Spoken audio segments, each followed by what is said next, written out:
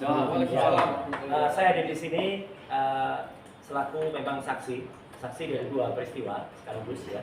Jadi peristiwa ketika kejadian itu ada di lantai 3 gedung Ainus Tower ketika siaran Rakyat Bersuara seminggu yang lalu. Persis saya ada di sana. Mas Gafur juga ada di sana, Bang Azam juga ada di sana. Ya, jadi kami ada di sana menjadi saksi dari peristiwa tanggal 21. Yang kedua, saksi pada saat penandatanganan surat kuasa ini semalam di salah satu tempat di Jakarta Selatan. Saya ada juga dan saya tanda tangan. Tapi yang paling menarik apa teman-teman? Saya ingin ambil sesuatu dari sini. Terima kasih Mas Topi Merah. Anda telah menyatukan kami semua. Tempat ini biasanya digunakan untuk konferensi pers Troya. Saya memang ada di situ. Ya. Tapi Troya adalah biasanya memang hanya mengadvokasi saya dan Dr. Tifa. Kawan-kawan lihat yang ada di sini, Mas Gafur, Sang Haji, Mas Jack, Mas Ajam. Ini adalah lawyer saya juga dari TAKA. Yang biasanya memang kami juga mengadvokasi selain saya, ada Bu Kurnia Triwani, ada Pak Rizal Fadila, ada Pak Usman. Jadi Mas Topi Merah ini menyatukan kami. Ya, ini luar biasa. Ya, terima kasih kepada koordinator TAKA yang sudah memberikan juga restu, Idol. Saya juga berkomunikasi baik juga ya kepada Mas Kosinudin, ya Pak Petrus Celestinus, dan Pak Abraham Samad. Yang kemudian inilah momen yang ditunggu-tunggu oleh masyarakat. Ini kebersamaan kembali. Ya gitu. Jadi yang biasanya saya hanya sendirian menyatukan Mas Topi Merah. Dan kali ini Topi Merah lah menyatukan kami semua. Dan ini terbuka ya, untuk lawyer-lawyer lain yang siapa tahu nanti akan ikut mendukung. Dan itu tidak salah, tidak menyalahi etika karena kliennya beda. Ya, jadi kalau prinsipalnya beda itu boleh. Nah, yang nggak boleh itu prinsipalnya sama atau prinsipalnya dulu adalah di tempat ini tiba-tiba berubah melawan, tapi kuasa hukumnya ikut ke sana melawan kami. Itu namanya pelanggaran etika berat itu. Bagi lawyer kalau dia ngerti. Iya itu, lawyer itu nggak boleh. Dia memalukan itu, lawyer itu kemudian membantu untuk klien yang yang melawan klien sebelumnya. Ya. Ada lagi itu, yang salah satu contoh juga ada juga lawyer yang nggak ngerti hukum juga yang dia sudah dicabut badge-nya, berita acara sumpahnya, tapi dia ngaku-ngaku masih menjadi lawyer. Itu juga nggak boleh, ya. Dan inilah yang makanya ada yang lucu. Ya itu soal pertama lebih memalukan lagi ya. Itu soal non teknis. Soal teknisnya begini. Seminggu yang lalu persis dan ketika saya ada di situ ya di acara Rakyat Bersuara, memang pada pukul 8:08 seperti tadi disampaikan oleh Mas Topi Merah ya, dilakukan hal ketika respon dokter respon Asiolan Sianipot aja ya, menampilkan datanya.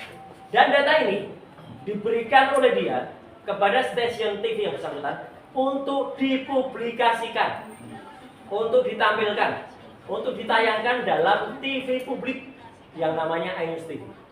Ainus TV adalah TV publik yang selain bisa diakses melalui YouTube, juga bisa diakses melalui kanal masyarakat. Itu kanal publik itu adalah milik masyarakat. Dan itu dijamin kebebasannya karena dia pancar di frekuensi UHF, ultra high frekuensi, tanpa encoder, tanpa decoder. Jadi orang bisa nonton. Kalau dulu orang harus nonton Indovision misalnya, itu harus pakai decoder, itu dia pay TV, dia terbatas. Kalau ini ranahnya adalah ranah publik.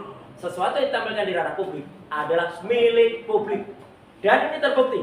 Tayangan ini ada pada menit 8 menit, bentuknya seperti ini. Nah, ada. Sama tidak sekarang ini dengan ini? Gambarnya sama. Jadi apa yang diteliti oleh Topi Merah itu adalah gambar yang tampil di TV publik. Terima kasih Pak. Kecuali Topi Merah melakukan cropping atau Topi Merah melakukan pengkhususan. Enggak. Yang dianalisis Topi Merah itu gambar yang sama. Function yang ada di kanan ada juga di sini. Dia menganalisis ini.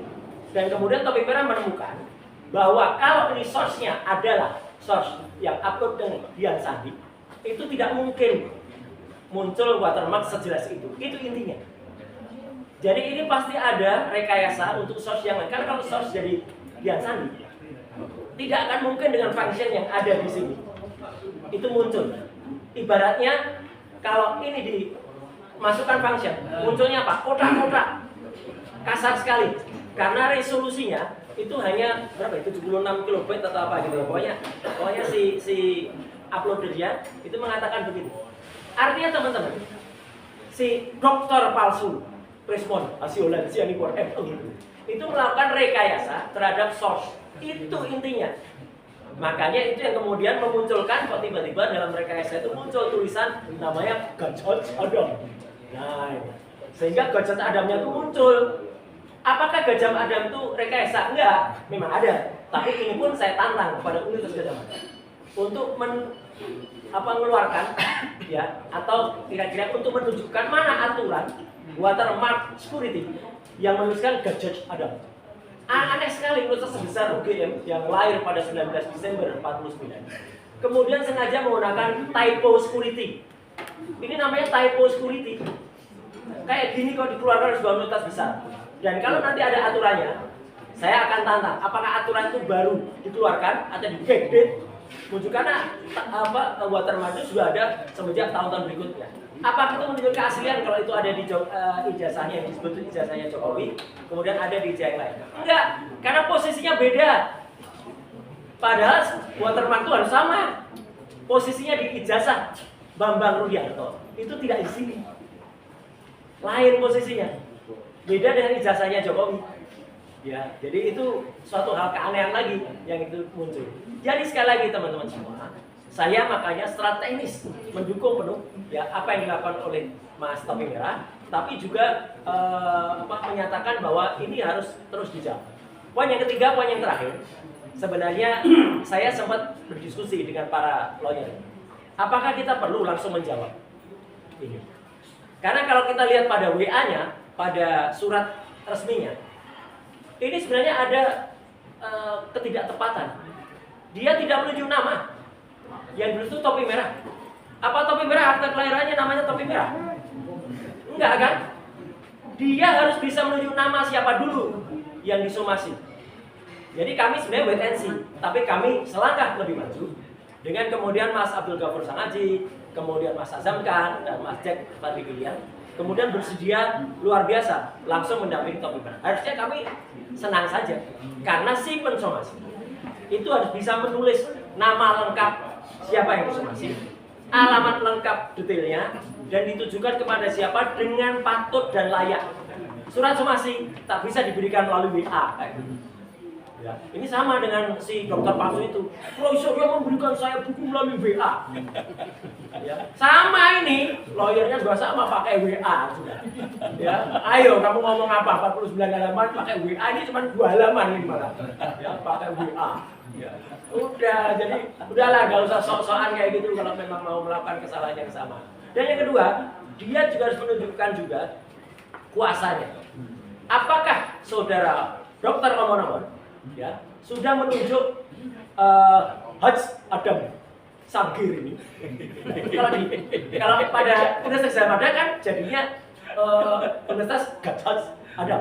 Nah kalau Gadjah Mada kan jadi kan Haj Adam Sagir. Nah itu kan balik ya kalau security ya. Apakah sudah menerima kuasa? Ada nggak suratnya untuk mensomasi? Harus ada surat kuasanya dilampirkan dulu. Sebelum somasi ditunjukkan, dia tunjukkan dulu. Tapi kalau ini saya yakin kalau ada lawyer lain yang di ujung sana itu yang senyum-senyum karena nggak bisa lagi mendampingi karena basnya sudah dicabut. Ya, moga-moga Pak Haj Adam Sagir ini masih punya surat bas yang berlaku. Ya, saya kalau nggak berlaku ya percuma. Jadi itu tambahan saya. Jadi sekali lagi kita kompak, kita mendukung. Terima kasih sekali lagi untuk Topi Merah yang kemudian sudah membuat persatuan kembali. Ya. Kami memang tetap bersatu sebenarnya. Dua tim hukum Troya dan TAKA tetap bersatu.